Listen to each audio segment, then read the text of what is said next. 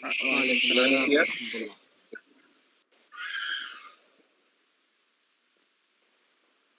تفضل شيخ نوفل اقرأ. بارك الله فيكم. بسم الله الرحمن الرحيم. نصلي ونسلم على من أرسل للعالمين. اللهم اغفر لشيخنا ولمشايخه ولسائر المسلمين. أما بعد. ثم قال المؤلف حفظه الله تعالى: ما لا يتم الواجب إلا به. هذه القاعدة من القواعد الأصولية المهمة التي انبنى عليها فقه كثير، وهي ليست على الإطلاق المذكور في العنوان ولا تصدق بعمومها، وإنما نقول ما لا يتم الواجب إلا به ينقسم قسمين. أولا، ما لا يتم الوجوب إلا به كشروط الوجوب وأسبابه وانتفاء موانعه، فهذه ليست واجبة باتفاق، فليس على المكلف أن يمسك عن إنفاق ما عنده من مال حتى يتم الحول ويزكيه، وليس عليه أن يمسك ما عنده من بهيمة الأنعام أو يزيدها حتى تبلغ نصابا لتجب فيها زكاة مثلا، وإنما يتصرف في ماله تصرفا عاديا من غير هروب من الزكاة، فإذا حل الحول وعنده نصاب زكاة زكاه وإلا فلا. فهذه الشروط والأسباب وإن كانت داخلة في عموم ما لا يتم الواجب إلا به لكنها غير مرادة. ثانيا، ما لا يمكن عقلا أو شرعا أو عادة أن يفعل الواجب تاما إلا بفعله، وهذا ينقسم أيضا قسمين. الألف، ما ليس بمقدور للمكلف كغسل اليد في الوضوء إذا تعذر لقطع ونحوه، وكالركوع والسجود إذا تعذر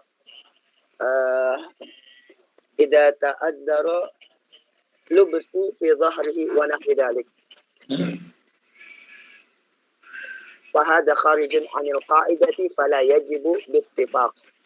الباء، ما هو مقدور للمكلف مثل غسل جميع الثوب الذي أصابته نجاسة ولا يدري موضعها، وإمساك جزء من الليل مع النهار حتى يتم صيام النهار بارك الله فيكم حتى يتم صيام النهار، والوضوء للصلاة ونياتها، وهذا ينقسم أيضا قسمين. أولا، ما ورد في إيجابه نص مستقل كالوضوء والنية للصلاة، وهذا واجب باتفاق ولم ينقل عن أحد فيه خلاف. ثانيا، ما لم يرد فيه بخصوصه دليل مستقل، وهذا هو موضع النزاع، وهو الذي قال بعض العلماء فيه لا نسميه واجبا وإن وجب فعله تبعا، والخلاف في هذه القاعدة ضعيف، والقاعدة معمول بها عند جميع الأئمة، ومن نقل فيها خلافا فإنما هو في التسمية وفي استحقاق هذه الزيادة ثوابا مستقلا، وإنما قال الجمهور تسمى هذه الزيادة واجبا لأنها لا يجوز تركها أبدا إلا بترك الواجب، وترك الواجب يدم عليه المكلف، فكذلك ما لازمه. ما لازمه. يا. ما لازمه. بارك الله فيكم. نواصل. الحمد لله والصلاة والسلام على رسول الله وعلى آله وصحبه ومن والاه, amma ba'du. Alhamdulillah, pada sore hari ini kita melanjutkan kembali kajian usul fiqih kita. Alhamdulillah, kita telah melewati pembagian wajib dari sisi zatnya, dari sisi mukhatabnya, dari sisi waktunya, begitu juga dari sisi takdirnya. Dan telah kita jelaskan cukup panjang. Nah, pada kesempatan kali ini adalah pelengkap dari pembahasan wajib, di mana kaidah ini menjelaskan kepada kita sebuah tambahan yang sebenarnya dia bukan bagian daripada wajib itu. Namun, kewajiban yang diperintahkan kepada kita tidak mungkin bisa kita laksanakan kecuali dengan wasilah ini. Sehingga wasilah ini mengikuti hukum wajib karena sebab kita tidak bisa melaksanakan kewajiban tersebut kecuali dengan melakukan wasilah ini atau perantara ini. Maka usuliyun menamakan hal ini atau kaidah ini dengan ma la yatimul wajibu illa bihi fahuwa wajib. Yang mana sebuah kewajiban tidak mungkin bisa terrealisasikan, teraplikasikan, kecuali dengan perantara itu atau dengan sesuatu tersebut, maka sesuatu tersebut dihukumi menjadi wajib. Apakah kaidah ini berjalan dipahami secara umum begitu saja? Atau ada rambu-rambunya? Maka dijelaskan oleh para ulama, perlu diketahui bahwasanya kaidah ini pada hakikatnya dia dibagi menjadi 3. Pertama,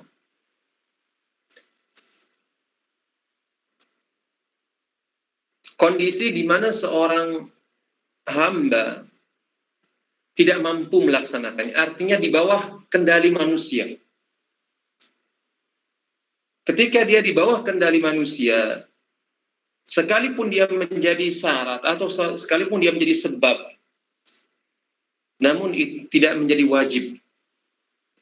Contohnya adalah terkumpulnya nisab, atau misalkan berjalannya haul, atau misalkan intifaul mawani' seperti nggak ada utang. Nah, semua ini sekalipun dia menjadi syarat, sekalipun dia menjadi sebab, sekalipun dia intifa sebagai ada intifaul mani', namun semua itu tidak diwajibkan. Sehingga zakat misalkan wajib, namun kita tidak diperintah oleh syara untuk merealisasikan kewajiban zakat ini dengan memenuhi syaratnya, memenuhi asbabnya, memenuhi juga tanpa ada halangannya.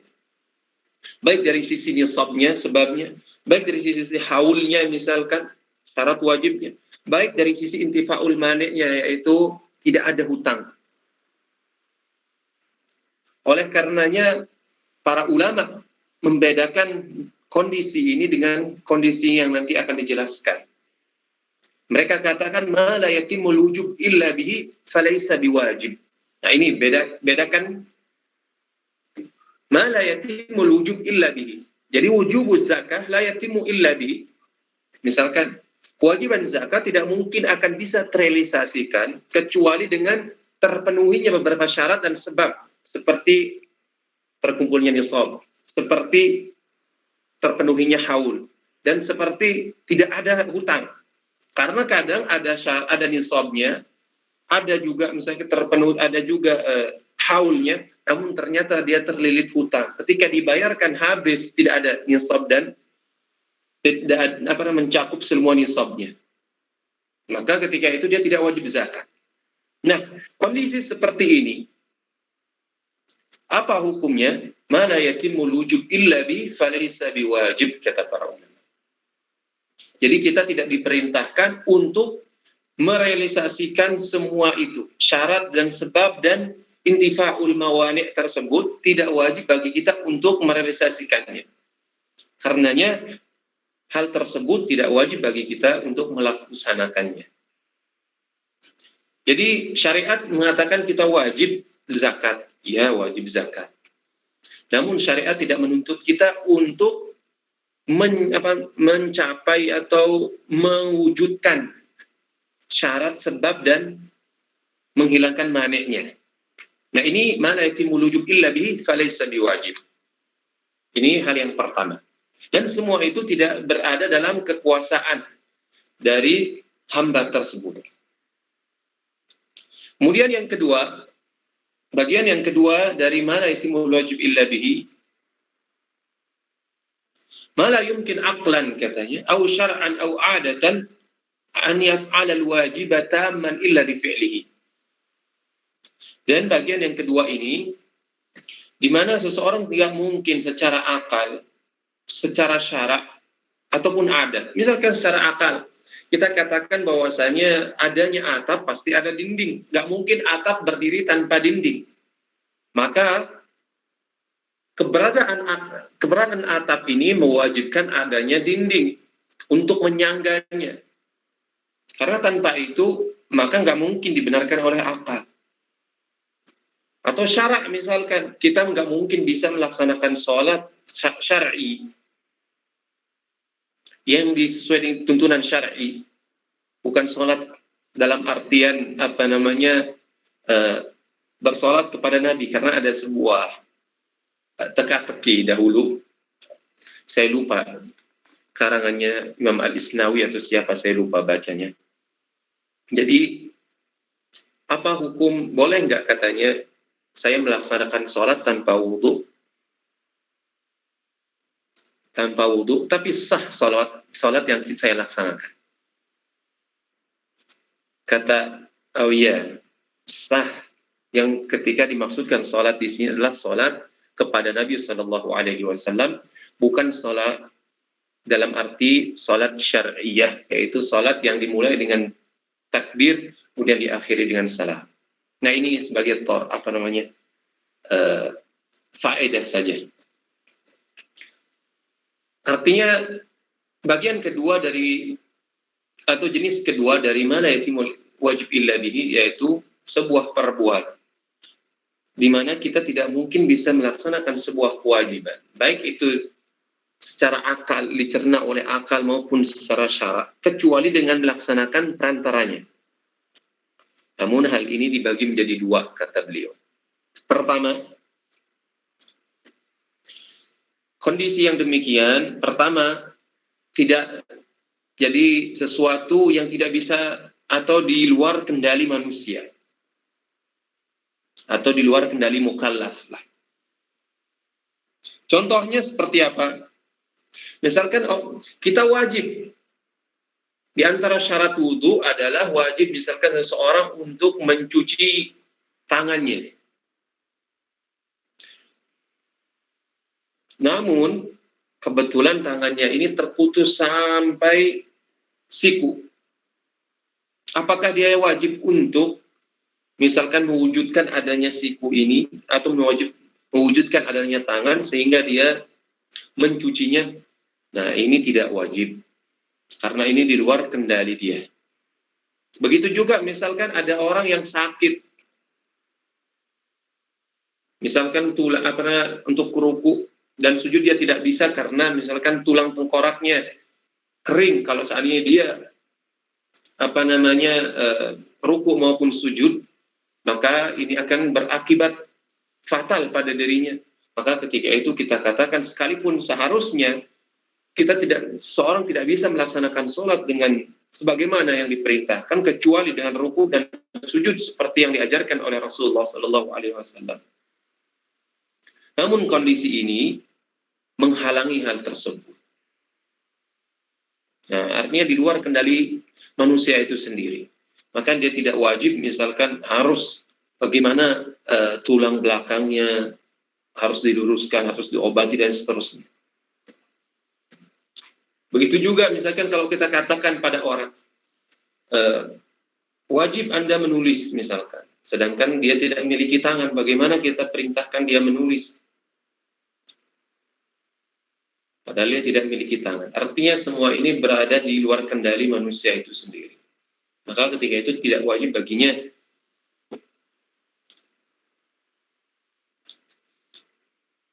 Nah, kondisi yang demikian keluar dari konsekuensi dari kaidah ma la yatimul wajib illa bihi fahuwa wajib.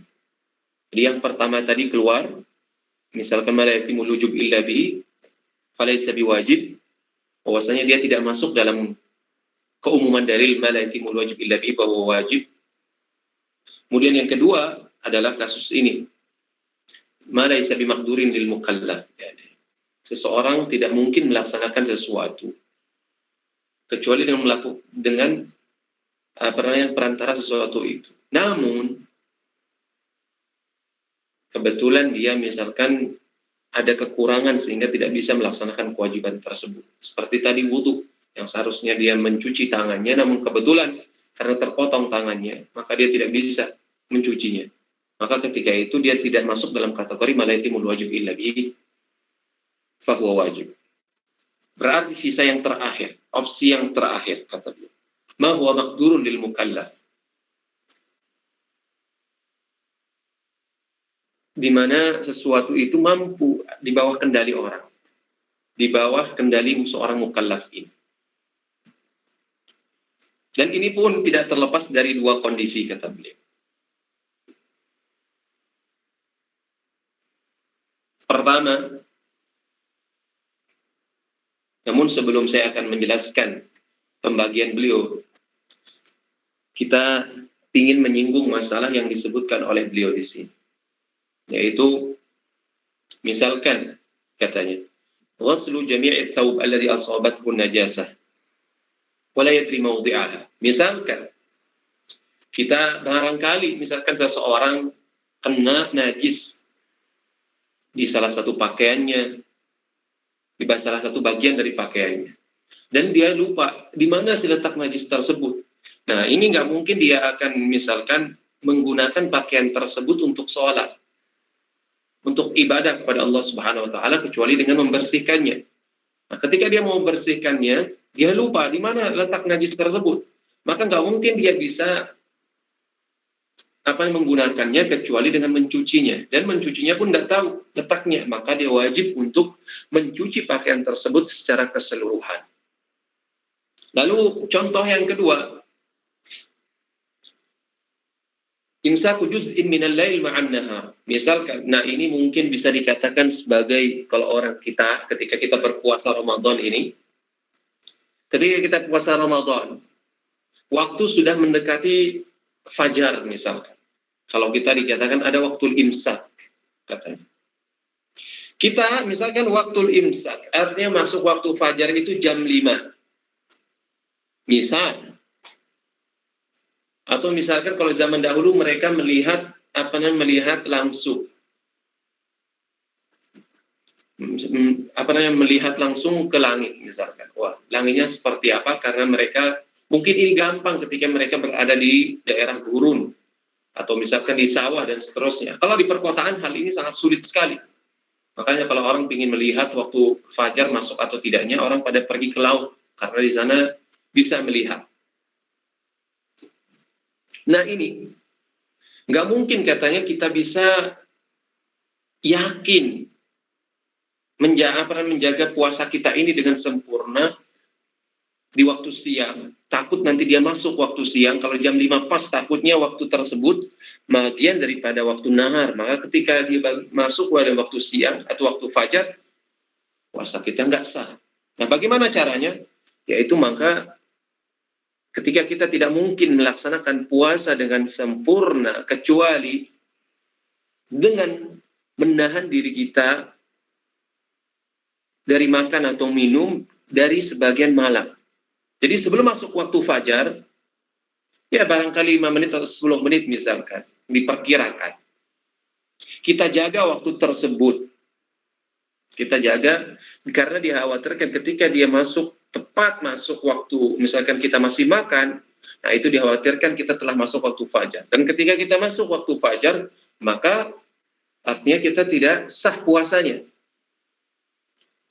Maka bagaimana hukum imsak seperti yang ada di tempat kita, misalnya di Indonesia pada umumnya ada imsak dari waktu 5 atau 10 menit sebelum waktu fajar, sebelum azan dikumandangkan, biasanya di masjid-masjid kita itu menyebutkan waktu imsak. Dan ternyata secara kaidah ini ada taksilnya, karena ada sumbernya. Karena ma la yatimul wajib illa bihi fahuwa wajib. Karena nggak mungkin kita akan menahan diri kita dari makan dan minum bagian di waktu siang kecuali dengan menjaga sebagian waktu malam ini. Nah, ketika demikian maka menjaga bagian dari waktu malam ini sebagian kecilnya menjadi wajib, karena menjadi wajib. Jadi tidak perlu kita salahkan misalkan kalau ada orang mengatakan imsak di negara kita misalkan, mungkin sebagian dahulu populer, banyak orang mencela, katanya itu hal bid'ah dan seterusnya. Nah, ternyata kalau kita misalkan melihat daripada kaidah yang diletakkan oleh para ulama, para fuqaha, hal itu sangat-sangat sangat-sangat wajib lah, sangat-sangat wajib. Bahkan dikategorikan sebagai wajib karena nggak mungkin kita bisa melaksanakan ibadah puasa secara sempurna kecuali dengan menjaga sebagian malam, sedikit misalkan dari malam tersebut. Sebagaimana para fuqaha juga mengatakan nggak mungkin kita akan misalkan wajib mencuci tangan kita atau membasuh tangan kita dari ujung jari kita sampai siku, dan kita tidak akan yakin sempurna melaksanakan cucian ini atau basuhan ini kecuali dengan melebihkan sedikit daripada siku, karena dikhawatirkan itu bagian daripada siku, sehingga mala yatimul wajib illa bihi fahuwa wajib. Artinya, melebihkan sedikit daripada siku itu hukumnya wajib, karena agar dia masuk dalam kategori wajib itu. Karena dikhawatirkan kalau enggak, dia ibadah wudhu kita tidak sempurna. Nah, ketika tidak sempurna, maka tidak sah nantinya. Nah, kasusnya juga dalam hal puasa ini. Lalu beliau membagi ma huwa maqdurun lil mukallaf, yaitu menjadi dua. Ada dia sebagai syarat, namun nasnya independen. Artinya ada nasnya tersendiri yang menunjukkan bahwasanya dia adalah syarat untuk perbuatan, untuk sebuah kewajiban tertentu. Misalkan contohnya apa? Niat. Nah, niat merupakan syarat wajib yang nggak mungkin misalkan ibadah seseorang bisa dikatakan sah kecuali dengan syarat ini, yaitu adanya niat sebelumnya.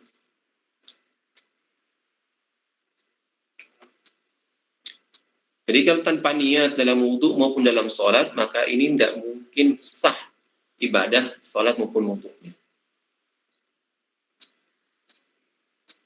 Kemudian yang kedua, kata beliau, ma lam yarid fihi bi khususihi dalilun mustaqim. Enggak ada dalil secara khusus yang menunjukkan bahwasanya misalkan wasilah tersebut, perantara itu bahwasanya dia wajib sebelum melaksanakan ibadah tertentu atau kewajiban tertentu. Nah, di sini sebenarnya letak perbedaan ulama. Artinya ini beliau mentahrir masail dengan cukup baik. Jadi dari awal beliau jelaskan bahwasannya ma la yatimul wujub illa bihi alaysa biwajib, ini nggak masuk dalam kaidah kita. Begitu juga yang kedua, yaitu kalau seandainya tempat atau misalkan objek yang menjadi kewajiban tersebut tidak bisa diwujudkan, maka itu juga tidak masuk dalam keumuman dalil. Tapi kalau seandainya dia termasuk ada dalam kendali manusia dan ada dalam kemampuan manusia, maka beliau jelaskan ada dua. Nah, hal tersebut ada dalilnya tersendiri, seperti misalkan wudhu dalam sholat, wudhu untuk sholat, wudhu untuk sholat misalkan. Nah, ini wudhu ada dalilnya tersendiri. Ayyuhalladzina amanu idza qumtum ila sholati faghsilu wujuhakum wa aydiyakum, dan seterusnya ayat jelas. Artinya sebelum orang melaksanakan sholat wajib wudhu. Nah, ini ada dalilnya tersendiri. Ma la yatimul wajib illa bihi fahuwa wajib. Ini dalilnya ada. Tapi ada yang tidak ada dalilnya. Tapi nggak mungkin kita akan bisa melaksanakan ibadah wajib ini kecuali dengan perantara itu. Contoh misalnya, ya ayyuhalladzina amanu idza nudiya lis-salati min yaumil jumu'ati fas'au ila dzikrillahi wa zarul bay'. Ini masih dalam kategori ada nasnya, fas'au ila dzikrillahi wa zarul bay', misalkan. Ini kalau kita nggak mungkin bisa melaksanakan Jumat kecuali dengan sa'i, yaitu kita meninggalkan seluruh aktivitas duniawi kita, lalu kita datang untuk melaksanakan ibadah Jumat. Nah, ini masih ada dalilnya yang mewajibkan untuk meninggalkan seluruh aktivitas. Nah, bagaimana kalau seandainya tidak ada dalil secara khusus yang menunjukkan bahwasanya perantara ini adalah wajib. Namun, tanpa perantara itu kita nggak mungkin melaksanakan ibadah. Contoh misalkan, sholat, misalkan berdasarkan madhab yang mewajibkan sholat berjamaah itu wajib, misalkan seperti Hanabilah. Tapi Hanabilah juga mengatakan fardul ain itu fardul kifayah. Anggap misalkan pendapat yang mengatakan fardul ain misalkan. Bahwasanya sholat berjamaah fardul ain. Dan mungkin kita bisa melaksanakan sholat berjamaah kecuali kita misalkan datang dengan sepeda atau misalkan kita datang dengan berjalan ke arah sana, ke arah masjid untuk melaksanakan sholat berjamaah. Nah ini kan nggak ada dalil secara khusus yang menunjukkan bahwasanya kita wajib jalan ke masjid. Nggak ada dalilnya secara khusus. Tapi nggak mungkin kita bisa datang ke masjid kecuali dengan berjalan atau misalkan menggunakan kendaraan. Maka dengan demikian, dia masuk dalam kategori yang kedua ini, malam yarid fihi bi khususihi dalilun mustaqim. Tapi meski demikian, perantara tersebut dihukumi wajib. Kenapa? Ma la yatimul wajib illa bi fahuwa wajib katanya. Karena nggak mungkin kita bisa melaksanakan sholat berjamaah kecuali di masjid, kecuali dengan berjalan atau dengan kendaraan. Terserah kendaraannya seperti apa. Nah, ini contohnya. Cuman sebagian ulama mempermasalahkan hal ini katanya. Ini adapun masalah yang pertama saya tidak menolaknya lah, atau tidak sedikit pun ada komentar. Karena ada nas yang menyatakan bahwasanya perantara itu hukumnya wajib, seperti wudhu, seperti juga misalkan meninggalkan seluruh aktivitas untuk melaksanakan salat Jumat karena ada dalilnya secara khusus. Saya nggak masalah. Tapi kalau yang kedua ini ada masalah.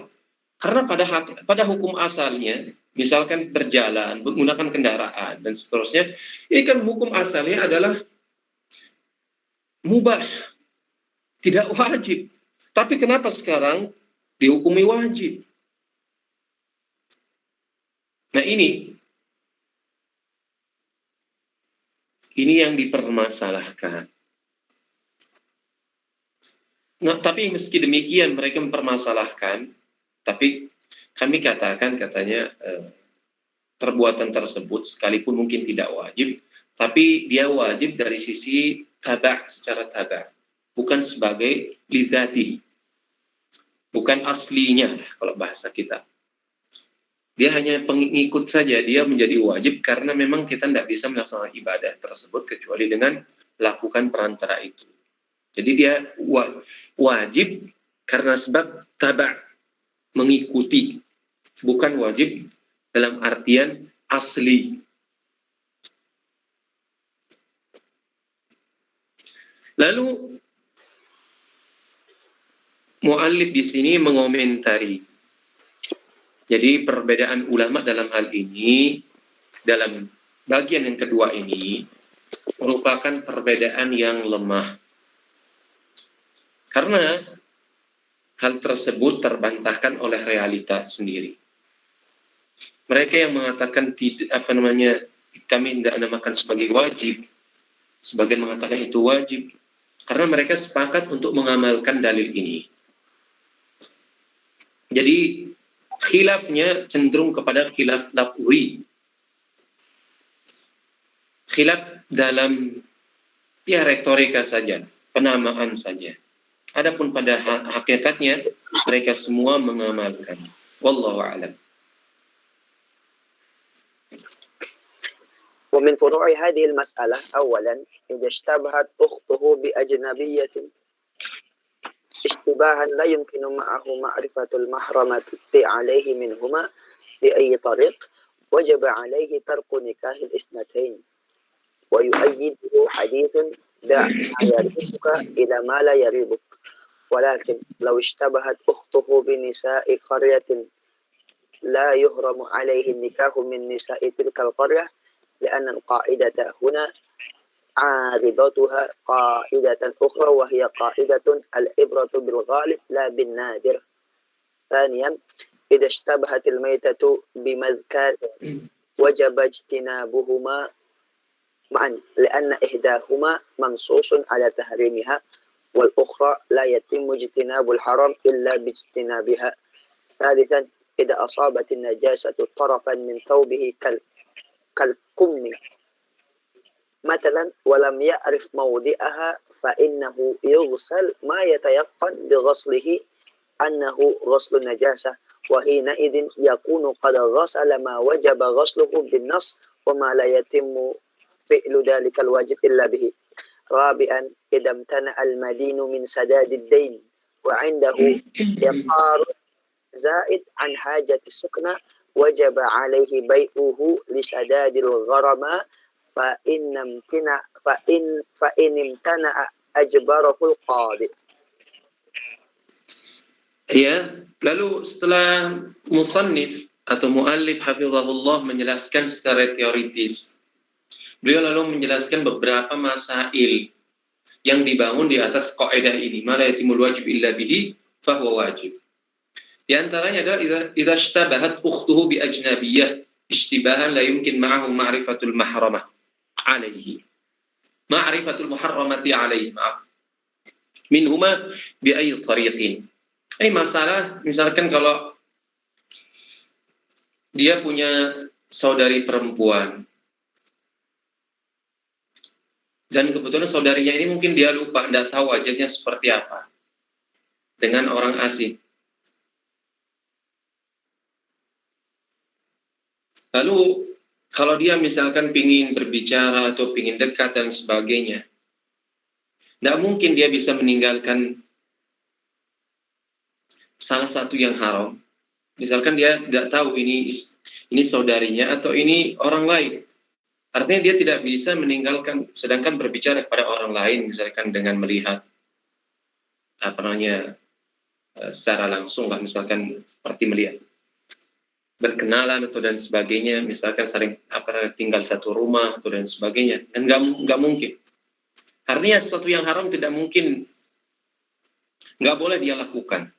Nah, dia tidak mungkin akan meninggalkan yang haram ini kecuali dengan meninggalkan semuanya, karena dia nggak tahu mana dia saudarinya, mana dia orang asing ini, perempuan asing ini, ajnabiyah ini. Maka caranya adalah meninggalkan kedua. Nggak mungkin dia menikahinya. Nggak mungkin dia ingin menikahi yang asing, saudarinya atau yang asing ini. Nggak mungkin dia bisa melakukan keduanya, kan? Karena khawatirnya ini, barangkali ini saudarinya. Atau yang ini. Nggak mungkin dia bisa menikahi keduanya juga. Karena khawatir. Atau misalnya salah satunya. Karena takutnya salah satunya. Maka nggak mungkin dia meninggalkan yang haram kecuali dengan meninggalkan keduanya. Jadi ma la yatimul wajib illa bi fahuwa wajib. Tapi ulama lain memberikan kaidah tersendiri dalam hal ini sebenarnya. Dari contoh yang diberikan oleh musannif di sini, idza ishtabahat ukhtuhu bi ajnabiyah ini, sebagian ulama lain memberikan kaidah tersendiri, ma la yatimul tarkul haram illa bihi fahuwa haram. Mungkin Allah alam ini yang lebih pas lah. Jadi contoh, tapi dengan kaidah musannif atau muallif juga tepat karena dia wajibut tark. Jadi di kaitannya atau hubungannya dengan wujubut tark. Jadi ma la yatimul wajib, yakni wajibut tark. Bisa juga. Atau misalkan al-haram. Dari sisi yang lain bisa kita katakan ma la yatimul tarkul haram. Karena menikahi saudari itu nggak boleh. Tidak mungkin kita bisa meninggalkan menikahi saudari kecuali dengan meninggalkan yang lainnya karena khawatir itu adalah saudarinya. Nah, ini ma la yatimul tarkul haram illa bi fahuwa haram. Atau dengan ma la yatimul tarkul wajib, ma la yatimul wajib illa bi wajibut tark. Jadi hanya perbedaan dari sisi dari sisi retorika saja.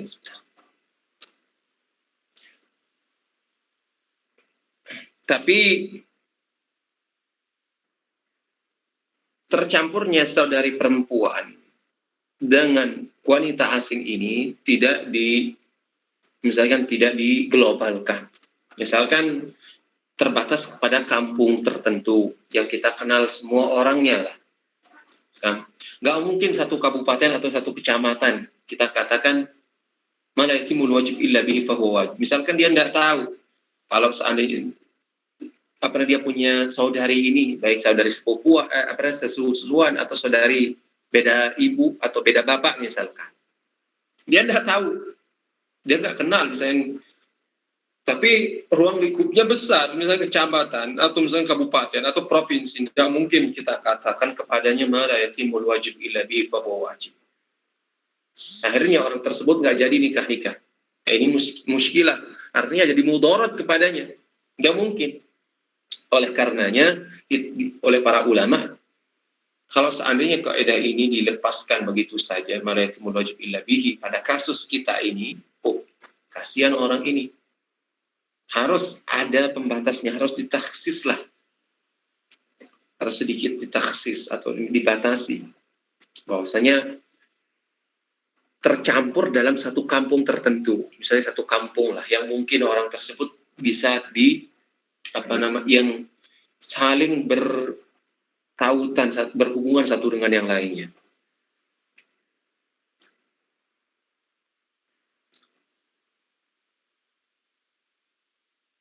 Lalu beliau pun menyinggung sebuah kaidah lain, misalkan al-ibratu bil ghalib la bin nadir. Kasus ini banyak sekali. Kaidah dengan al-ibratu bil ghalib la bin nadir. Kalau antum baca al-minhaj, Minhajul Talibin punya Imam Nawawi, atau dalam fikih Syafi'i pada umumnya, penerapan kaidah al-ibrah bil ghalib ini banyak sekali.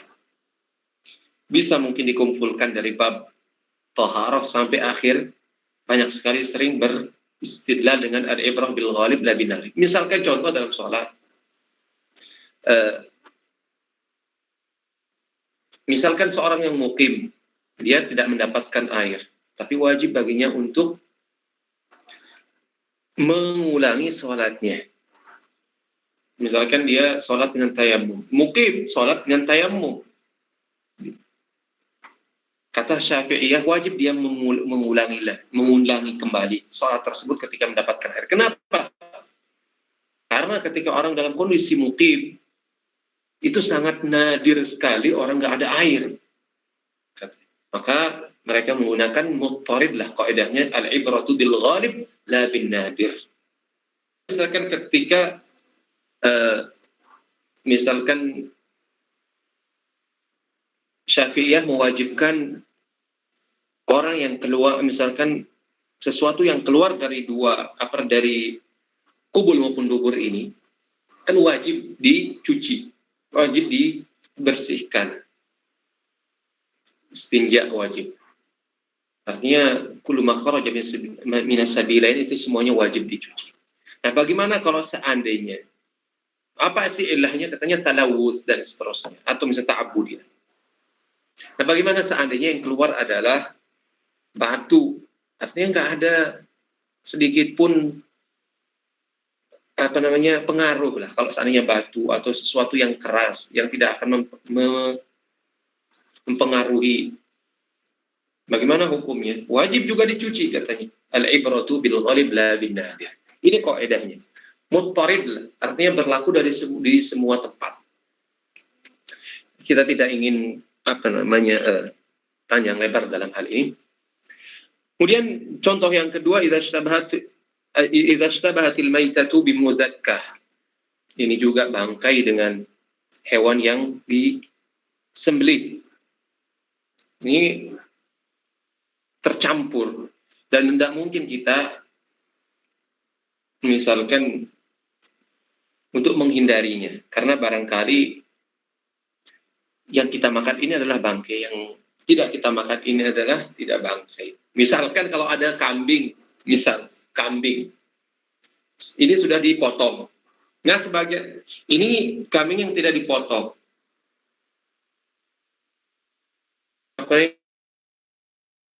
Tanpa sengaja kemudian tercampurlah daging tersebut antara yang dipotong dengan syar'i dengan yang tidak dipotong dengan syar'i, artinya bangkai. Nah, nggak mungkin kita menghindari yang haram ini, yang bangkai ini. Maka semuanya kita buang, tidak kita pakai. Kenapa? Ma la yatimmu al-wajib illa bihi fa huwa wajib. Karena nggak mungkin kita bisa meninggalkan yang haram ini kecuali dengan meninggalkan yang halal tadi. Begitu juga dalam kasus yang kedua, yang ketiga, misalkan kalau kita, najis jatuh pada kum itu, ini namanya kum. Jadi lubang yang ada di tangan ini namanya kum. Jadi kalau seandainya dia terkena najis, nggak mungkin kita akan, misalkan kita lupa di mana dia kena, nggak mungkin. Maka wajib bagi kita untuk mencuci seluruhnya. Dan contoh yang keempat adalah misalkan orang yang berhutang ini, al-madin. Ini mungkin kalau kata orang sekarang, biasanya penghutang ini, yang berhutang ini lebih galak daripada pemberi piutang. Makanya ketika baru menghutang, kita mau berhutang, begitu polosnya, begitu manisnya ucapannya. Tapi tatkala sudah jatuh tempo untuk ditagih, galaknya luar biasa. Nah, bagaimana? Apa yang harus dilakukan ini katanya? Misalkan ada orang berhutang, dia tidak mau bayar hutangnya, padahal udah jatuh tempo, dia udah diberikan mungkin waktu tenggang lah, tapi juga nggak mau bayar dengan berbagai macam alasan. Tapi, kebetulan dia punya akor. Akor ini adalah benda yang tidak berjalan, bisa bentuknya tanah, bisa juga bangunan. Dan kebetulan benda ini dia tidak ada kebutuhan kepadanya, artinya di luar kebutuhannya. Tidak mungkin dia bisa menunaikan kewajibannya itu membayar hutangnya kecuali dengan menjual itu dia punya aset. Tapi dia pun nggak mau, maka bagaimana caranya? Maka kita lapor kepada hakim untuk memaksanya, karena nggak mungkin dia akan bisa memenuhi atau melaksanakan kewajibannya itu membayar hutang kepada yang memberikan piutang tersebut kecuali dengan menjual barang-barangnya atau asetnya. Maka di sini berlaku kaidah ma la yatimul wajib illa bi fahuwa wajib. Nanti bisa dipraktekkan mungkin. Nanti bisa dipraktekkan kalau antum ada yang hutang sama antum, ternyata nggak bayar-bayar, dia punya motor, sudah laporkan sama hakim, suruh jual motornya. Wallahu a'lam. Monggo, lanjutkan. بارك الله فيكم. ثم قال المؤلف حفظه الله تعالى: زيادة الواجب غير المحددة هل تكون واجبة؟ هذه المسألة تذكر بعد قاعدة: ما لا يتم الواجب إلا به فهو واجب لشبهها بها، لشبهها بها، وذلك لأن كلا منهما زيادة. كلا ليس كلا، ما في كلا. بارك الله فيكم. وذلك لأن كلا منهما زيادة في الواجب غير أن الأولى كالشرط للواجب فلا غير أن الأولى ليس أولى هنا. غير أن الأولى غير أن الأولى كالشرط للواجب فلا يتم بدونها، والثانية متصلة به من آخره، وهذه الزيادة إذا كانت متميزة لا يختلفون في أنها ليست واجبة، مثل أن يدفع في زكاة الفطر كيسا من الأرز فيه 20 صاعا وزكاته هو وأسرته 15 صاعا، فهذه الزيادة مندوبة. وأما إن كانت غير متميزة مثل الزيادة في الركوع والسجود على القدر الذي تحصل به الطمأنينة فهذه تحصل به الطمأنينة. بارك الله فيكم. الذي تحصل به الطمأنينة فهذه اختلفوا فيها على قولين، ولا يترتب على الخلاف فيها كبير فائدة، إذ لا يظهر للخلاف فائدة إلا miqdarat thawab illa miqdarat thawab ayuthabu 'alaiha thawabu fardin am thawabu nafilatin wa miqdaru thawab yarji'u ila umurin ukhra min al-ikhlas wa itqanil amal wa huwa amrun maghibun anna fala nutilu bi dhikril adl mughayyabun fa huwa anna. amrun mughayyabun anna fala nutilu bi dhikril adillah. Baik.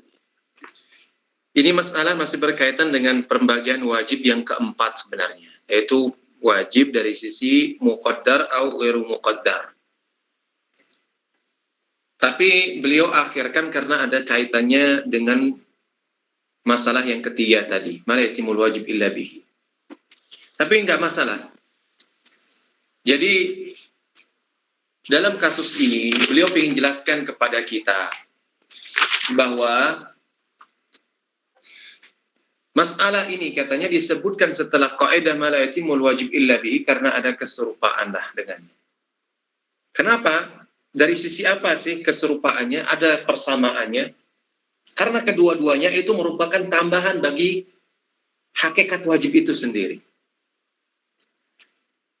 Jadi ma la yatimul wajib illa bihi, kaidah ini ada tambahan pada hakikat wajib itu sendiri.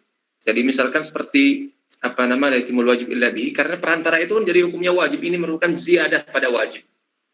Nah, begitu juga dalam kasus kita ini, ziyadatul wajib ghairu muhaddadah. Ini ghairu muhaddadah, ini juga ada kaitannya. Karena ada tambahan wajibnya. Tapi kata beliau, ada perbedaan keduanya.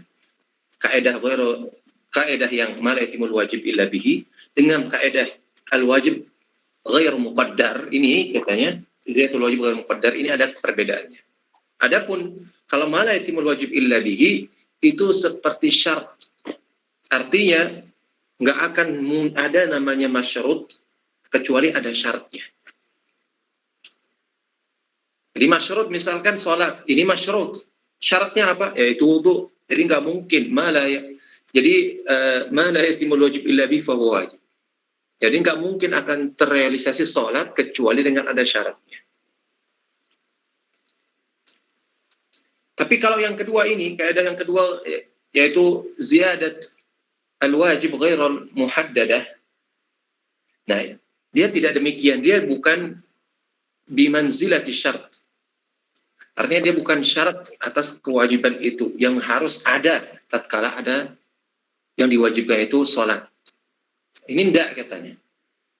Tapi kondisinya adalah malah dia bagian atau bersambung dengan kewajiban itu. Gimana? Jadi perlu antum ketahui bahwasanya wajib ghairul muhaddadah ini, wajib ghairul muhaddadah, ziyadah ghairul muhaddadah ini ada dua. Ziyadatul wajib ghairul muhaddadah ini ada dua. Yang pertama, ada di mana ziyadahnya ini mutamayyizah. Artinya bisalah dibedakan ini tambahan dari wajib. Misalkan contoh, seperti rawatib. Nah, rawatib, salat sunnat rawatib, itu kan mutamayyizah. Ziyadah alal wajib. Tapi dia mutamayyizah. Begitu juga misalkan siam syawal misalkan. Siam syawal, sit min syawal. Itu juga ziyadah ala wajib, yaitu ziyadah ala shaum Ramadan. Tapi itu mutamayyizah, artinya bisa kita bedakan, tidak masalah kalau masalah seperti itu. Tapi ada yang kedua ini. Yang ini yang jadi muskil. Yang mana wajibnya ini tidak bisa dibedakan. Dalam artinya dia nyambung sebagai satu kesatuan. Nah, apakah tambahannya itu memiliki hukum yang sama? Dalam artian keseluruhan dihukumi wajib, atau sebagiannya? Sebagian wajib, sebagiannya sunnah.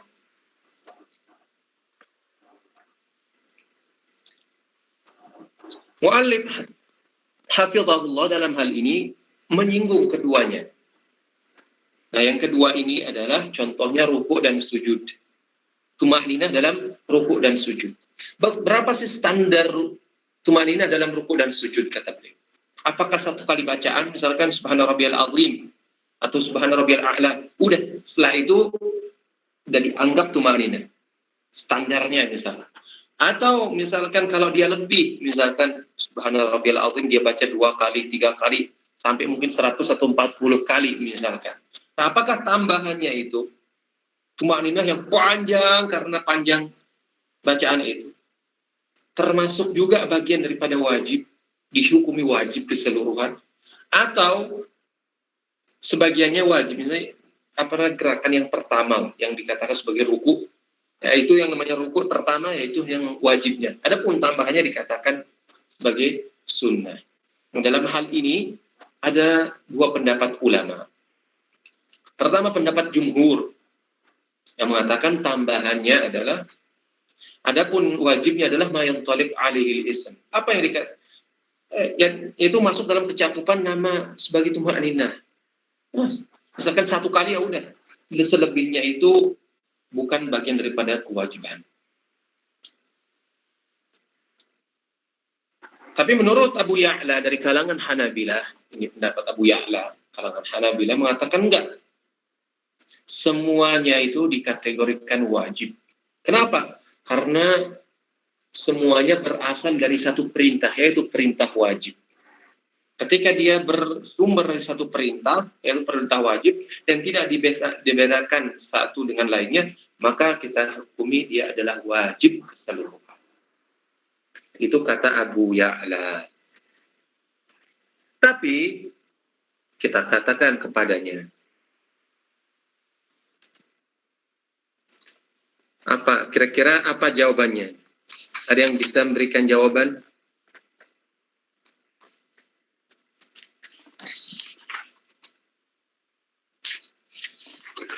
Monggo.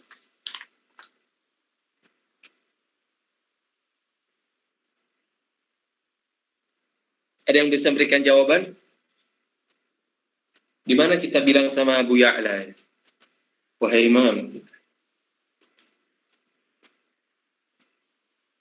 nggak ada yang jawab.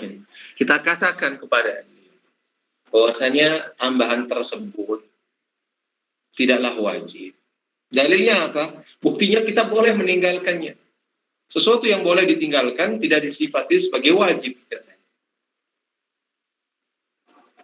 Dan kita juga boleh meninggalkan tanpa ada syarat tertentu, juga tanpa ada penggantinya. Nah, kalau demikian, maka ini menunjukkan bahwasanya tambahan dari yang semestinya merupakan tambahan yang bukan bagian daripada wajib. Berarti hukumnya adalah sunnah semata. Contoh misalkan seperti orang zakat. Seandainya zakat diwajibkan kepadanya cuma misalkan 1/4 dinar. Lalu dia bayar, misalkan dia bayar 1 dinar. Maka kita katakan, kalau seandainya dia tinggalkan 1/2 dinar atau misalkan tambahannya itu, berdosa atau enggak? Enggak. Tapi kalau dia nggak berdosa ketika dia meninggalkannya, dan juga dia tidak dituntut untuk menggantinya, lalu bagaimana kita katakan itu sebagai sebuah kewajiban? Kalau kita sepakat dalam hal ini, berarti yang wajibnya berapa? Ya, pasti sesuai dengan kadarnya kewajiban itu. Jadi sekedar wajib 1/4 dinar tok, sisanya itu adalah sunnah. Sekalipun dia misalnya digabungkan jadi satu. Begitu juga dalam hal tumakninah ini. Tambahannya, sekalipun misalkan ghair mutamayyiz, tidak bisa dibedakan. Artinya dia tersambung dari satu kesatuan. Tapi ketika bisa dilaksanakan sedikit, sisanya tidak dilaksanakan, maka tidak masalah. Kita tidak dituntut untuk mengerjakannya kembali. Karena sudah beres dengan perbuatan yang pertama tadi. Allahu a'lam. Monggo lanjutkan kembali.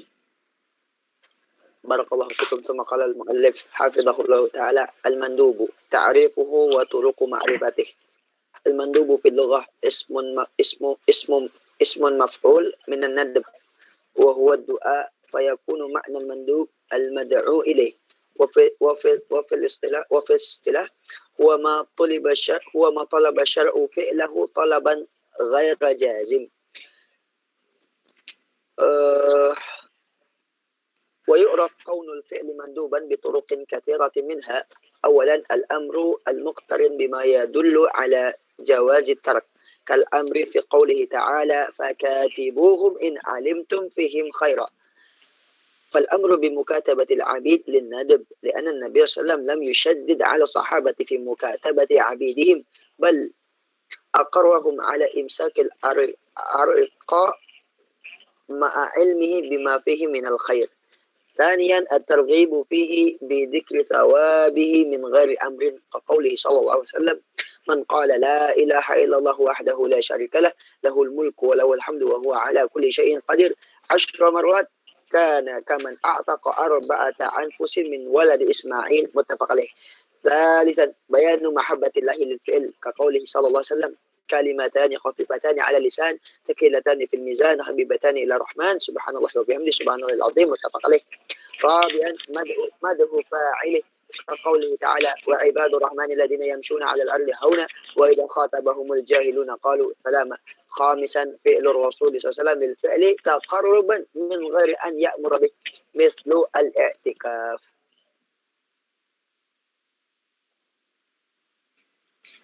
Ya,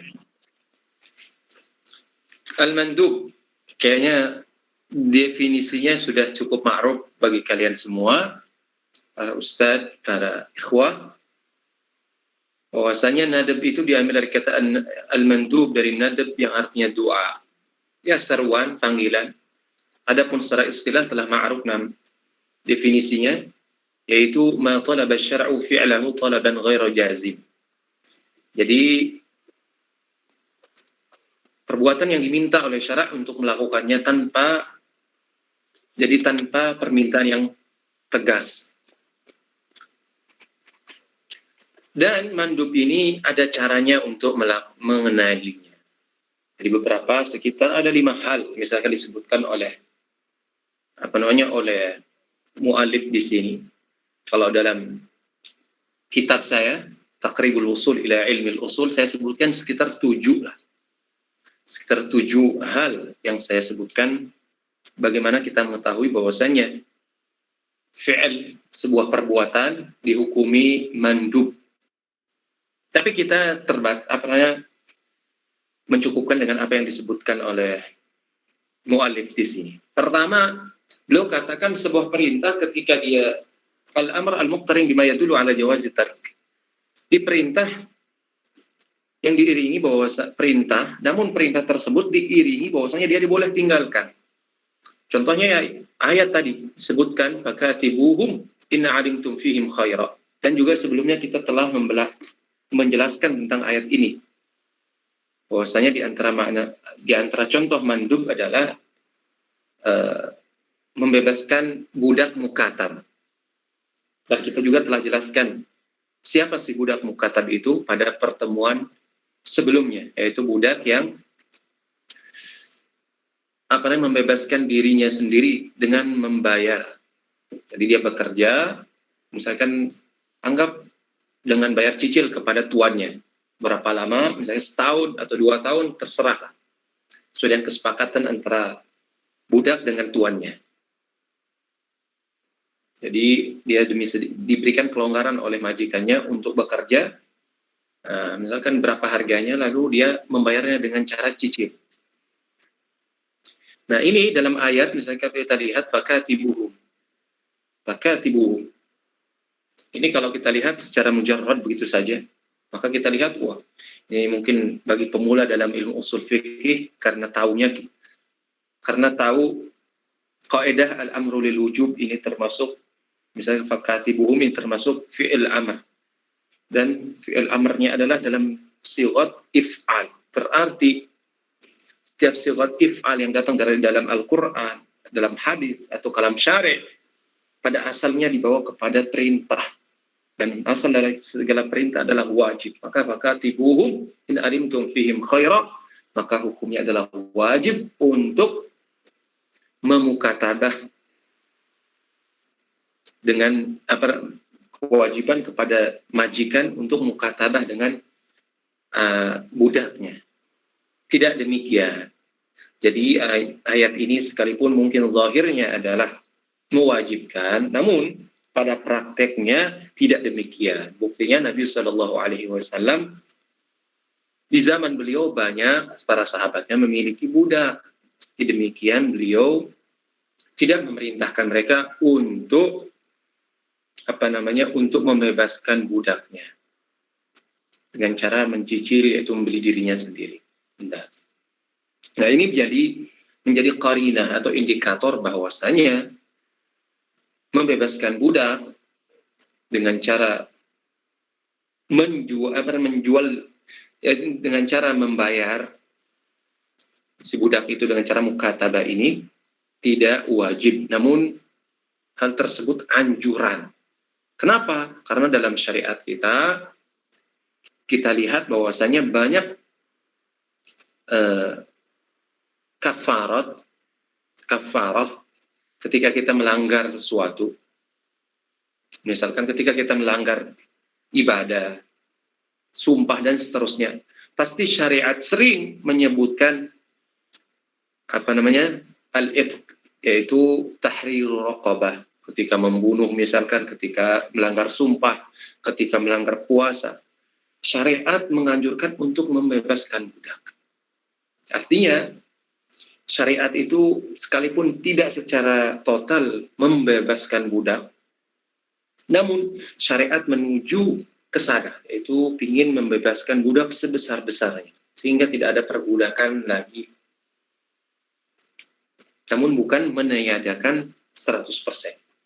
Karena pasti nanti suatu saat akan terjadi lagi. Seandainya bumi ini kembali terjadi peperangan antara kaum muslimin dengan kufar. Nah, ketika itu akan ada lagi yang namanya ghanimah, akan ada lagi fai, akan ada lagi jizyah, akan ada lagi namanya as-sabi, dan seterusnya. Jadi istilah-istilah ini kan sementara cuma teori dalam kitab-kitab fikih ini. Tapi suatu saat akan kembali. Jadi istilah-istilah tadi ghanimah, fai, kemudian juga as-sabi, kemudian juga yang lainnya, banyak istilah-istilah tadi, jizyah, ini akan kembali muncul lagi. Karena tidak ada undang-undang PBB lagi, artinya batasan daerah, batasan negara, undang-undang internasional udah nggak ada lagi, kembali ke sistem masa lalu. Mungkin istilah-istilah ini akan mencuat, bahkan akan kuat lagi pembicaraannya dalam kitab-kitab fikih. Kemudian yang selanjutnya, yang kedua, at-targhib fihi bi dzikri thawabihi min ghairi amrin. Di antaranya adalah syariat memotivasi orang untuk melakukan sesuatu karena di sana ada pahala yang sangat luar biasa. Contohnya misalkan seperti membaca la ilaha illallah wa la syarikalah, lahul mulku wa lahul hamd wa huwa ala kulli syai'in qadir ini. Kalau 10 kali, ada yang 100 kali. 10 kali, maka dia seperti membebaskan 4 budak. Kalau saat ini dibaca 100 kali, maka dia dijaga dari syaitan di hari itu. Juga diberikan pahalanya, dihapuskan dosanya. Dan juga seperti ini, yaitu dia seperti membebaskan budak juga. Juga banyak, misalkan dalil-dalil yang menunjukkan akan hal ini. Misalkan raka'atul fajri khairun minad dunya wa fiha. Salat raka'atul fajri, 2 rakaat sebelum subuh, khairun minad dunya wa ma fiha, lebih baik daripada dunia dan seisinya. Nah, ini juga di antaranya targhib untuk melakukan amal soleh. Misalkan sabda Nabi sallallahu alaihi wasallam, ana wa kafilul yatim kahataini fil jannah. Ini juga targhib. Misalkan Nabi sallallahu alaihi wasallam mengatakan kafilul yatim, artinya orang yang menanggung anak-anak yatim. Ini seperti ini di surga, kata Nabi. Ini sebagai targhib Atau misalnya waf'alul khaira, dan seterusnya, banyaklah. Bayan mahabbatillah lil fi'li. Artinya Allah Subhanahu wa taala mencintai perbuatan tersebut. Misalkan hadis yang disebutkan oleh beliau, kalimatani khafifatani 'ala lisan, thaqilatani fil mizan, habibatani ila rahman. Subhanallah wa bihamdi, subhanallahil azim. Perbuatan yang disukai oleh Allah Subhanahu wa taala, yaitu mengucapkan subhanallah bihamdi, subhanallahil azim. Begitu juga Allah Subhanahu di antara tanda bahwasanya perbuatan tersebut dianjurkan atau mandub lah. Allah Subhanahu wa taala memuji orang pelakunya. Siapa? Wa ibadur rahman alladzina yamshuna 'alal ardi hauna wa idza khatabahumul jahiluna qalu salama. Itu ibadur rahman. Allah memuji mereka. Nah, ini perlu ada nuktah sangat luar biasa. Dalam Quran, kata ibad biasanya hanya ya ibadi, itu hanya biasanya digunakan oleh Quran, oleh syarak kepada hamba-hamba Allah Subhanahu wa taala yang dicintainya. Seperti contoh wa ibadur rahman. Namun datang dalam satu ayat di mana Allah Subhanahu wa taala menggunakan kata ibad ini kepada orang-orang yang melampaui batas. Nah, itu sebagai agar mereka tidak putus asa. Ketika dipanggil bahwasanya ketika mereka, karena pada umumnya Allah menggunakan kata ibad ini kepada orang-orang yang saleh. Panggilan ibad ini pada hamba-hamba yang luar biasa lah taatannya pada Allah. Namun sekali Allah pernah memanggil dengan kata ibad ini, ya ibadiyalladzina asrafu ala anfusihim la taqnatu min rahmatillah. Ini surat Az-Zumar. Jadi wa ibadur rahman, ini ketika Allah Subhanahu wa taala memuji pelakunya, itu menunjukkan bahwasanya perbuatan yang dia lakukan adalah perbuatan yang dicintai oleh Allah dan dianjurkan untuk senantiasa dilaksanakan. Nah, ini di antara sifat ibadur rahman adalah mereka berjalan di muka bumi ini dengan tawadhu.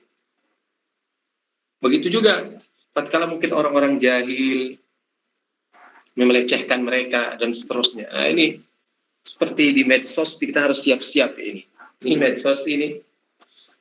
medsos ini orang nggak membedakan mau dia kiai, ustadz, mau profesor, kayak gimana pun mungkin dia dihargai, atau misalkan presiden dihargai di mana-mana, atau bupati, siapapun pejabat atau ilmuwan, ketika mereka pergi ke kampus atau mereka pergi ke masyarakat secara langsung, maka kita dapati mereka akan dihargai.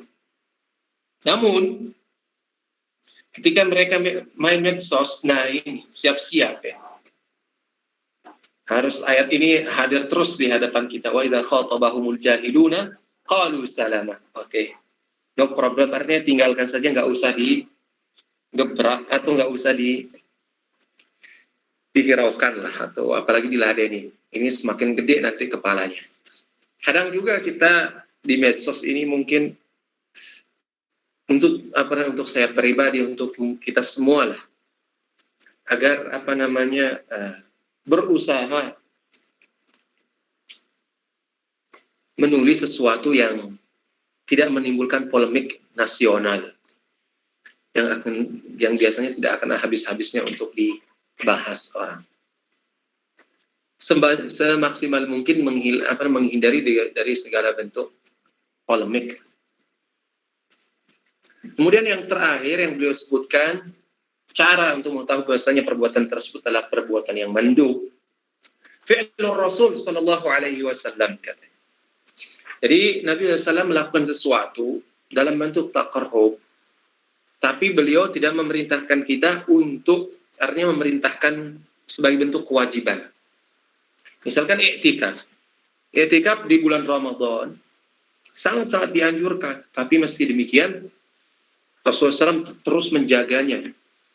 Sampai akhir hayatnya beliau tetap beriktikaf. Bahkan istri-istrinya, para sahabat juga beriktikaf. Tapi meski demikian Nabi SAW tidak memerintahkan kita untuk beriktikaf. Dalam artian perintah wajib, bukan perintah sunnahnya. Karena segala perbuatan Nabi SAW pada umumnya adalah perbuatan yang wajib bagi kita untuk mengikutinya. Karena Allah Subhanahu wa taala mengatakan, "Laqad kana lakum fi Rasulillahi uswatun hasanah." Nah, itu mungkin ada udah kayaknya. Atau ini tambahan lagi, mungkin ini yang saya ambil dari kitab saya. Bahwasanya at-tasrih bil lafzi sunnah. Ini tambahannya. Jadi Nabi sallallahu alaihi wasallam menyebutkan dengan lafaz sunnah secara eksplisit lah. Contohnya apa? Inna Allah tabaraka wa ta'ala farada siyama Ramadhan 'alaikum wa sanantu lakum qiyamah. Hadis ini diriwayatkan oleh Imam Ahmad dan Nasa'i wa Ibnu Majah. Akan tapi hadis ini adalah dhaif. Inna Allah tabaraka wa ta'ala farada siyama Ramadhan 'alaikum wa sanantu lakum qiyamah. Syahidnya adalah wa sanantu lakum qiyamah. Dan aku menganjurkan. Nah, sunnah ini di sini Rasulullah SAW menggunakan kalimat sanantu lakum qiyamah. Itu tentunya berbeda dengan lafal yang pertama, farada siyama Ramadhan. Nah, di sini menggunakan kata farada. Yang kedua, sanantu lakum qiyamah. Tapi mungkin orang bisa mengatakan enggak. Lafaz sunnah sini mungkin maksudnya adalah wajib, tapi kita katakan enggak. Kita ketahui bahwasanya sholat tahajud itu tidak wajib. Bahkan dalam hadis yang sahih juga bahwasanya qiyam Ramadan juga tidak wajib. Karena Nabi SAW pernah ketika para sahabat ikut melaksanakan qiyam Ramadan, Nabi SAW lalu tidak keluar rumah, dikhawatirkan perbuatan qiyam Ramadan itu menjadi wajib bagi mereka. Nah, ini berarti menunjukkan wasanantu lakum qiyamah at-tasrih bi lafzi sunnah. Yaitu Nabi SAW secara eksplisit menggunakan kalimat sunnah. Seperti misalkan juga al-ashru minas sunan, misalkan 10 hal termasuk sunan. Nah, seperti istinsyaq, istinzar, seterusnya. Tapi ternyata dalam hadis tersebut masih ada sebagian ada yang wajib seperti khitan misalkan. Ini wajib. Kemudian juga diantaranya adalah at-tasrih bi al-afdaliyah al-warid minasyar'i, katanya. Jadi Rasulullah SAW menggunakan lafaz afdaliyah, lebih afdal misalnya. Contohnya apa? Nabi sallallahu alaihi wasallam mengatakan, "Man tawadda'a yauma al-jumu'ati fiha wa ni'mat. Wa man iktasala fal ghuslu afdal." Nah, di sini Nabi SAW mengatakan barang siapa yang wudu di hari Jumat fa biha wa ni'mat. Ya, maksudnya adalah baik, bagus, enggak masalah. Wa man iktasala fal ghuslu afdal. Akan tapi kalau dia mandi, maka mandi ini lebih utama. Nah, di sini ada kata afdal. Fal ghuslu afdal. Hadis ini diriwayatkan oleh Tirmizi, Nasa'i, wa Ibnu Majah wa Ahmad, dan hadisnya sahih. Nah, ini tambahannya dari saya. Jadi ada sekitar 7 hal. Tambahannya adalah at-tasrih bi lafzi sunnah. Artinya secara eksplisit Rasulullah SAW menyebutkan bahwasanya perbuatan ini adalah sunnah atau mandub, atau Nabi SAW secara eksplisit menyebutkan bahwasanya perbuatan ini lebih utama dibanding yang lainnya. Nah, dengan demikian insya Allah pada pertemuan yang akan datang kita akan menjelaskan apakah mandub ma'murun bihi haqiqatan atau tidak. Insya Allah. Tafadhal kalau seandainya ada yang ingin ditanyakan.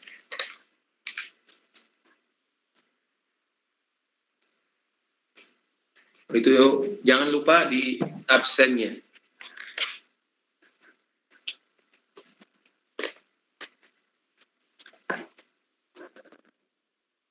Waalaikumsalam warahmatullahi wabarakatuh. Tafadhal. Apa? Hmm. Bagus, ini pertanyaannya sangat bagus. Jadi dahulu mungkin saya ingin flashback lah sedikit.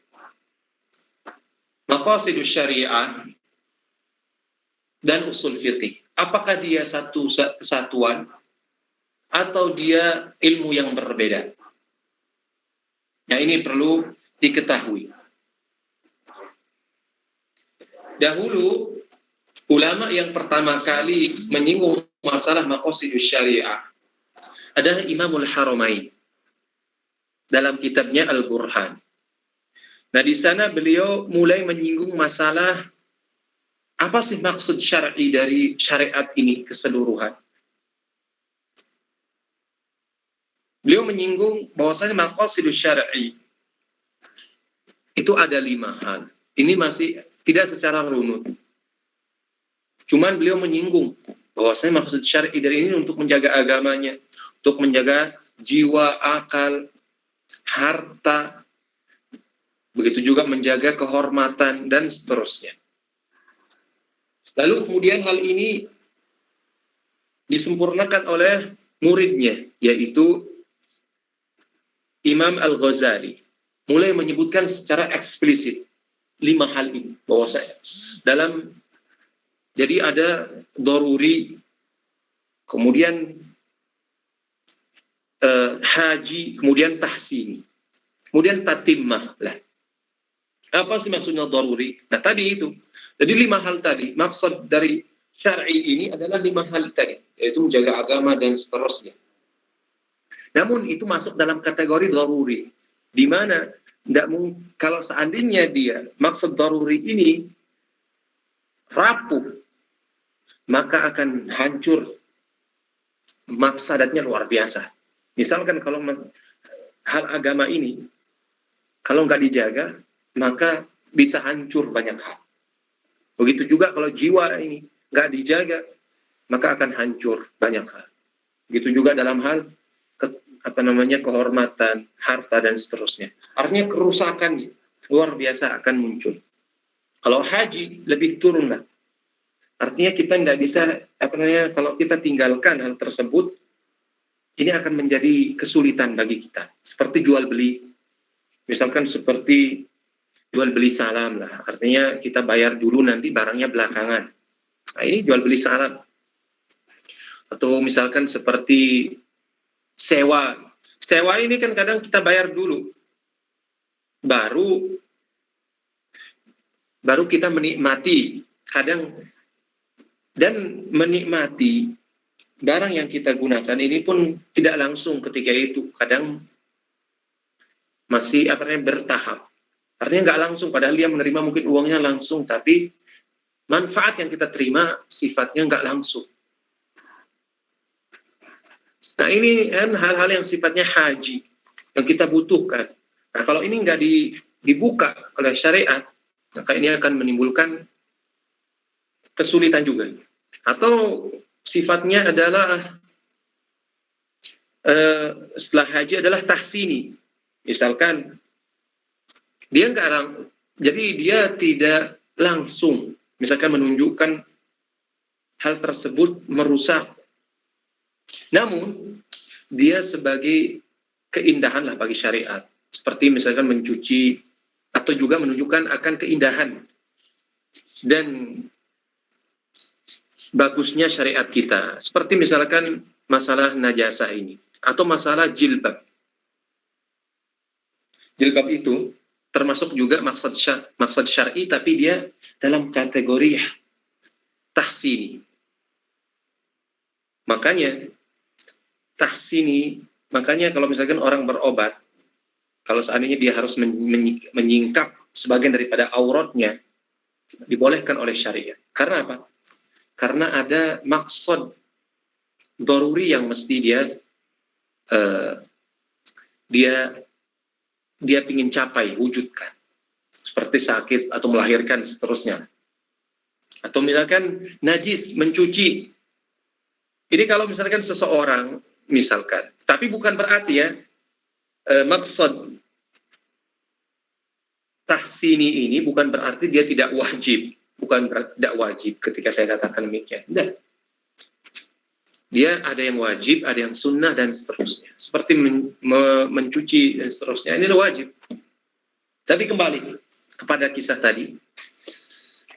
Jadi maqasid syariah ini belum dikatakan sebagai maqasid syariah dalam bentuk ilmu tersendiri. Dan semuanya masih menyatu dalam ilmu usul fiqih. Dan dibahas dalam bab al-maslahah dan mursalah. Karena di sanalah. Jadi ketika dia masuk dalam bab maslahah dan mursalah, disinilah dia akan berbicara tentang illah, tujuan. Kenapa syariat misalkan mengharamkan ini? Kenapa syariat membolehkan ini? Dan seterusnya. Di sana kemudian mereka menyimpulkan sebuah illah.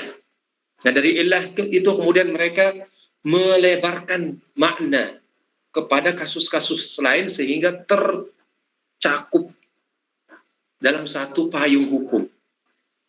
Nah ini, jadi dari kasus ini, usul fiqih dengan maqasidus syariah sesuatu yang sama dari sisi ini.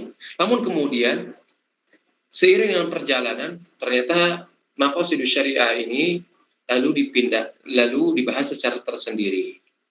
Jadi, maqasidus syariah ini lebih kepada membahas illah. Karena illah ini, jadi dibangun di atas illah.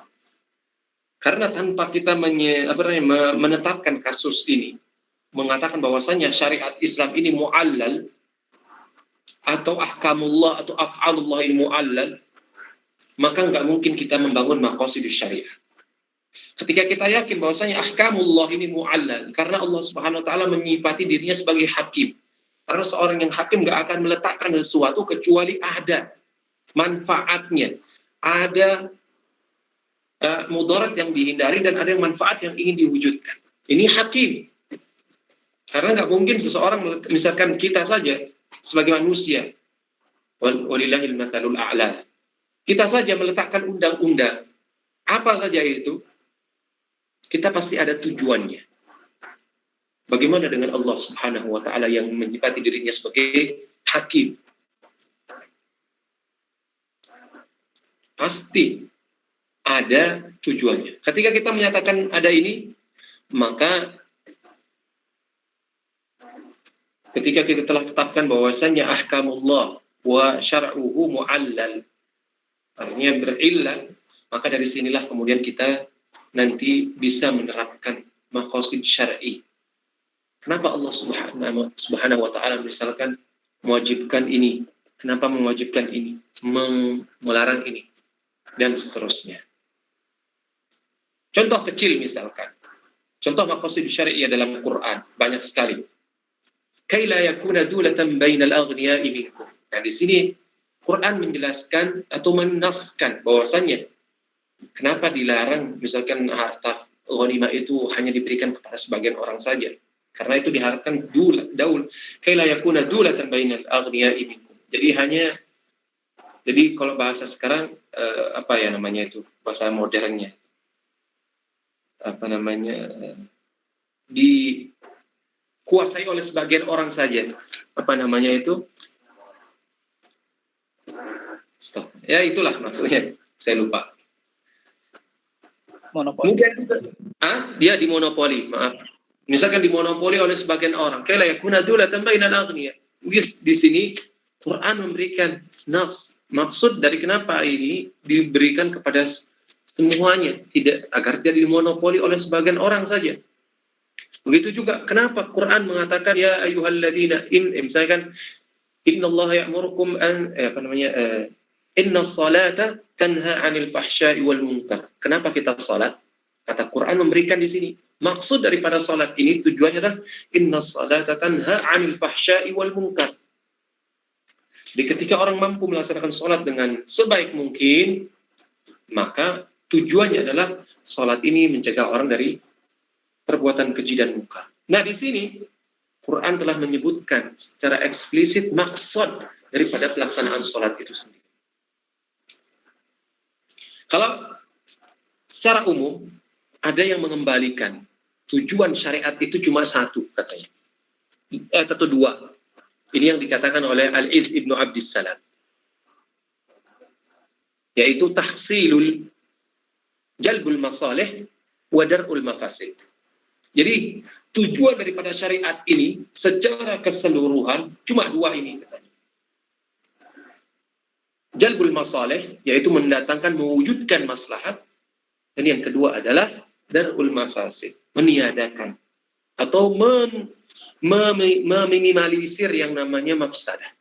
Tapi ada yang mengatakan tujuan dari meminimalisir mafsadah ini kan maslahah. Jadi pada intinya katanya tujuan daripada syariat ini semuanya satu hal saja, yaitu jalbul masalih, yaitu tahsilul masalih, yaitu mewujudkan maslahah. Nah ini, ada yang mengatakan enggak, sebenarnya seluruh tujuan daripada syariat ini berpusat pada satu hal saja, yaitu wa ma khalaqtul jinna wal insa illa liya'budu. Jadi syariat ahkam syar'i ini semuanya disyariatkan oleh Allah itu hanya satu tujuannya, agar kita menjadi hamba Allah Subhanahu wa taala. Artinya illahnya adalah al-inqiyad wal istislam. Taat hanya kepada Allah Subhanahu wa ta'ala. Ini maksud syar'i. Secara general atau secara universal. Jadi kalau maksud syar'i ini ditanya, kenapa Anda sholat, kenapa Anda puasa Ramadan, kenapa Anda haji, kenapa Anda mencium misalnya Hajar Aswad, kenapa Anda mengusap, kenapa Anda tawaf 7 kali. Apa yang ditanyakan kepada kita, menjawabnya dengan satu jawaban tadi. Atau dengan kita katakan, tujuan ini semua adalah jalbul masalih.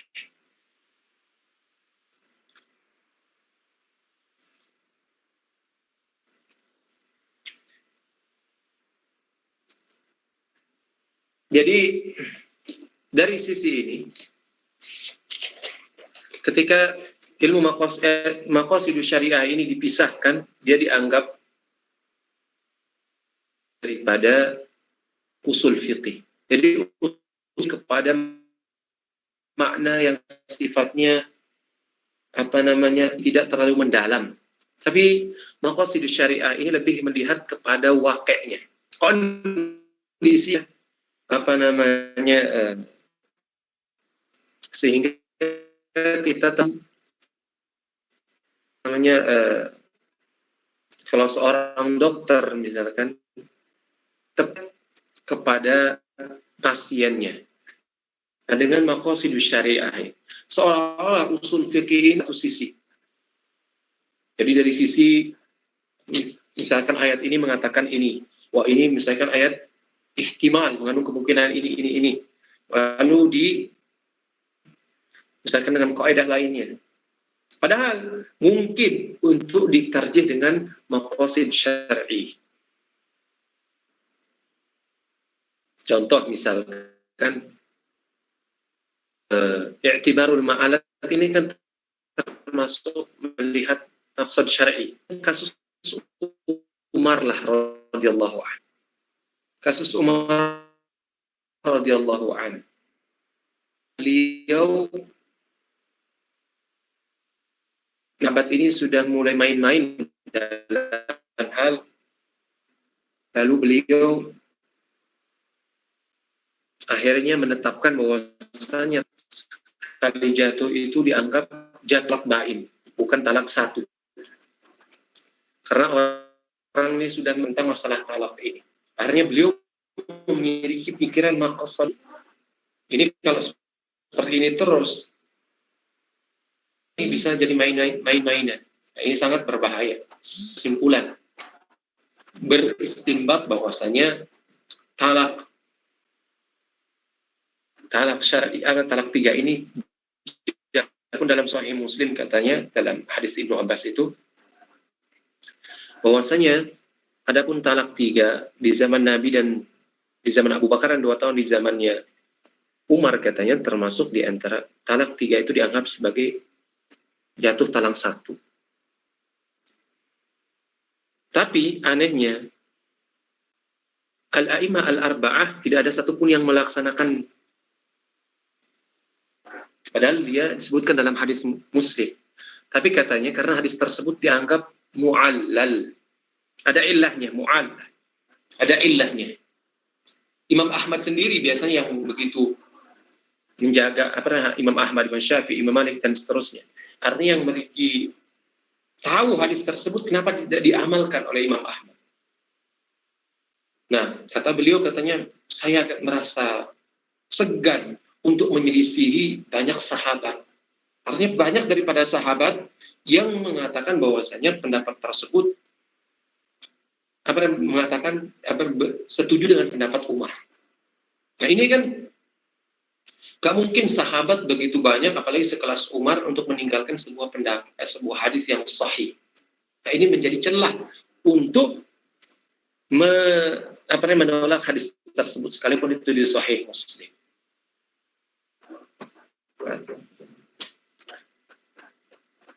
Nah melihat kemudian ilmu maqasidus syariah ini, ilmu yang tampak menunjukkan kesempurnaan di zamannya Asy-Syatibi. Nah di sana sebagai sebuah ilmu yang membahas maqasidus syar'i.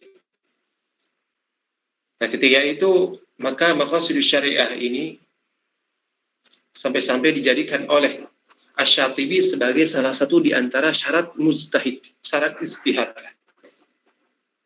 Kemudian penamaan maqasidus syariah ini dicetuskan oleh Ibn Ashur. Ini orang yang pertama kali menamakan kitab dengan maqasidus syariah, yang kemudian dibagi menjadi 2, maqasid syariah am, ini ammah dengan khassah. Dari sini para ulama mengatakan jadi maqasidus syariah ini berbeda dengan usul fiqh. Tapi sebagian ulama lain seperti misalkan Syekh Abdullah bin Bayyah, beliau mengatakan enggak. Maqasidus syariah ini termasuk bagian daripada usul fiqh. Bukan qasiman lahu, bukan lawan daripada usul fiqh. Tapi qisman min usul, bagian daripada usul fiqh. Bukan lawan. Wallahu a'lam bishawab.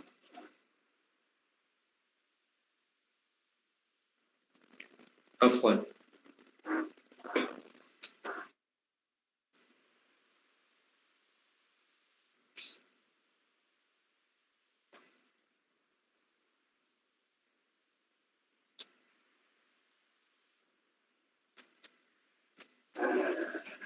Tidak ada pertanyaan lain lagi? Kalau gitu kita tutup. Masuk dari chat satu, Ustaz. Ya. Bertanya tentang 2 perempuan yang mirip, saudarinya dan ajnabi. Maaf, suaranya kedengeran? Tentang kasus 2 perempuan yang mirip, ajnabiyah dan saudarinya. Ini termasuk yatimul wajibul ladzi bahwa wajib. Iya. Bagaimana pertanyaannya? Apakah itu kasusnya termasuk untuk ke kaidah tersebut, Ustaz? Mungkin minta dijelaskan kembali. Oh iya, tadi kasus misalkan ada wanita yang ada 2 wanita. Wanita yang pertama adalah saudarinya. Cuman dia nggak tahu apakah itu saudarinya. Maksudnya dalam artian dia nggak kenal. Padahal mungkin dia saudarinya karena persusuan misalkan, atau dia saudari karena mungkin nggak pernah ketemu dalam satu komunitas terbatas. Nah, ada wanita lain yang ingin dia nikahi, cuman dia tidak bisa melaksanakan pernikahan tersebut karena ada kemiripan di antara keduanya. Nah, dia menikahi saudarinya kan haram. Nah, lalu Dia tidak mungkin bisa tidak mungkin dia bisa meninggalkan yang haram tersebut kecuali dengan meninggalkannya. Nah, apa kaitannya dengan kaidah ma la yatimul wajib illa bihi fahuwa wajib, yaitu dari sisi wujubut tarki. Jadi wajib meninggalkan. Gak mungkin dia akan bisa meninggalkan yang wajib, yaitu meninggalkan wajib wujubut tark. Ini wajib, gak mungkin dia bisa meninggalkan wanita tersebut. Yang haram ini, wujub tarkil haram, gak mungkin dia bisa meninggalkan yang haram ini kecuali dengan meninggalkan yang haram.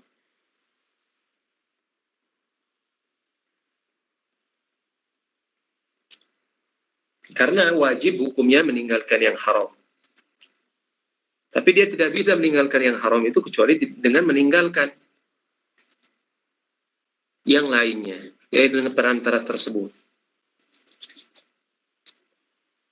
Kira-kira jelas atau kurang jelas? Jadi dia disifati wujub. Meninggalkan ini wajib atau enggak? Wajib. Ketika dia wajib meninggalkan, maka dia secara langsung masuk dalam kategori ma la yatimul wajib illa bihi fahuwa wajib. Jadi dia dilihat dari sisi atau sudut pandang itu. Adapun dari sisi yang lain mungkin dibikinkan kaidah yang lain, yaitu ma la yatimu tarkul haram illa bihi fahuwa haram. Yaitu kita lihat dari sisi zatnya. Misalkan hukum zatnya, misalkan ini haram, misalkan menikahi saudari itu haram hukumnya. Namun nggak mungkin kita namun tidak bisa kita meninggalkan yang haram ini kecuali dengan meninggalkan yang lainnya. Ketika itu bisa kita katakan la yatimu tarkul haram illa bihi fahuwa haram. Akhirnya jadi yang halal pun jadi haram. Tapi dari sisi yang lain bisa kita katakan ma la yatimul wajib illa bihi fahuwa wajib. Maksudnya adalah wajib bagi kita untuk meninggalkannya.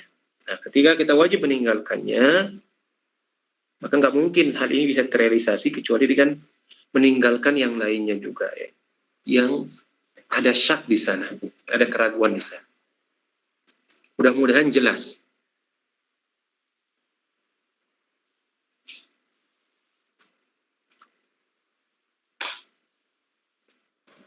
Gimana? Sudah? Assalamualaikum Ustaz. Bisa satu lagi Ustaz. Waalaikumsalam. Monggo.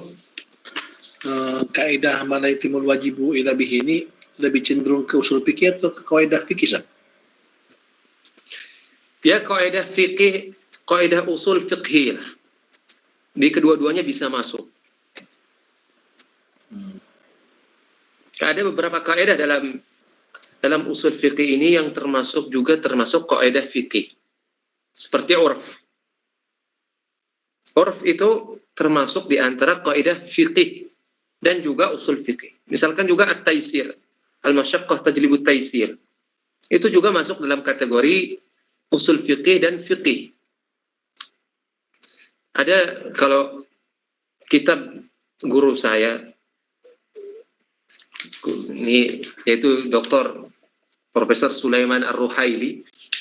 Beliau dosen saya dulu di pasca sarjana di S2 dahulu, ngajar usul fikih. Ngajar kaidah fiqhiyah. Beliau ada kitab desertasinya lah, ada Al-Qawaid Al-Mushtarakah. Artinya qawaid yang mushtarakah. Kaidah-kaidah yang mushtarakah antara fikih dan usul fikih. Artinya dia masuk terkadang dalam usul fikih, terkadang juga fikih.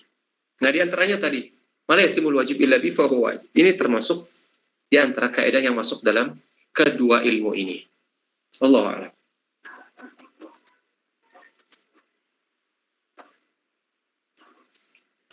Sekarang Ustaz. Afwan.